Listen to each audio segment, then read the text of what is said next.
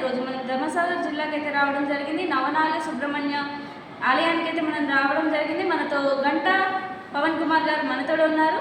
నమస్తే సార్, బాగున్నారా? Okay sir, మీ గుడి యొక్క ప్రాధాన్యత ఏంటి? మీ గుడి ఎలా వెలిసింది? మీ గుడి యొక్క ప్రాధాన్యత కోసం మా ఛానల్ ద్వారా తెలిపండి. శ్రీ గురుభ్యో నమః. ఓం శరవణ భవ. మనకు హన్మకొండ జిల్లా ధర్మసాగర్ మండలంలో క్యాతంపల్లి గ్రామంలో తెలుగు రాష్ట్రాల్లో సర్పదోషాలకి ప్రత్యేక పరిహార క్షేత్రంగా విరాజిల్లుతున్నటువంటి శ్రీ ఔషధీశ్వర మానసాదేవి సహిత నవనాగ సుబ్రహ్మణ్యేశ్వర స్వామి దేవస్థానంలో ప్రతిరోజు కూడా విశేష పూజలు నిర్వహించడం జరుగుతుంది. ఇంటి ఆలయంలో మనకు ప్రధానమూర్తిగా గర్భాలయం నందున సుబ్రహ్మణ్యేశ్వర స్వామి వారు కొలువై ఉన్నారు.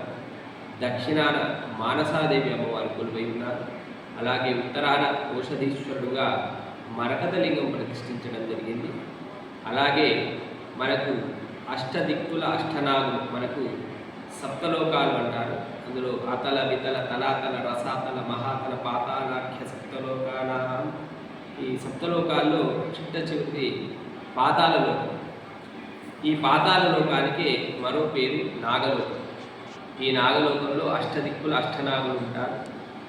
అట్లా ఏ దిక్కున ఏ స్వరూపంలో ఏ సర్పం ఉంటుందో ఆ విధంగా మనం అష్టదిక్కుల అష్టనాగులు. అలాగే మధ్యలో కోటి నాగ ప్రతిష్ఠ స్తూపం అంటే సర్పరూపంలో ఉన్నటువంటి సుబ్రహ్మణ్యేశ్వర స్వామి ఒక ధ్వజస్తంభం లాంటి శిల ఇచ్చి ఆ శిల మీద ప్రతిష్ఠించడం జరిగింది. అందులో సర్పదోష పరిహారార్థము కోటి నాగులు ప్రతిష్ఠించే విధంగా కూడా ఇక్కడ ఏర్పాటు జరిగింది. అలాగే మన ఆలయంలో ప్రతి ఆశ్లేష నక్షత్రంలో సర్పదోషాలకి, గ్రహదోషాలకి, అలాగే వివాహం కాని వారికి, సంతానం లేని వారికి విశేషంగా ప్రతి నెల ఆశ్లేష నక్షత్రంలో ఆశ్లేష బలి అనేటువంటి కార్యక్రమం ప్రతి నెల ఆశ్లేష నక్షత్రంలో నిర్వహిస్తాము. ఆశ్లేష బలి అంటే సర్పరాజు అనేటువంటి వాసుకి నక్షత్రము ఆశ్లేష నక్షత్రము. అలాగా ఆ సర్పాలకి శాంతి కాబట్టి ఈ సర్ప నక్షత్రం ఆశ్లేష నక్షత్రం కాబట్టి ఆశ్లేష బలి అనేటువంటి నామకరణం వచ్చింది. ఈ ఆశ్లేష బలి రోజు విశేషంగా సర్పారాధన, హోమము, అలాగే స్వామివారికి అష్టోత్తర ఘటాభిషేకము, నవనాగులకు వచ్చిన భక్తులందరితో కూడా పంచామృతాలతో అభిషేకం చేయించడం జరుగుతుంది. అలాగే ప్రతి అమావాస్య రోజు చండీ హోమం నిర్వహిస్తాము. అలాగే సుబ్రహ్మణ్య షష్ఠి, మార్గశిర శుద్ధ షష్ఠి స్వామివారి జన్మదినం.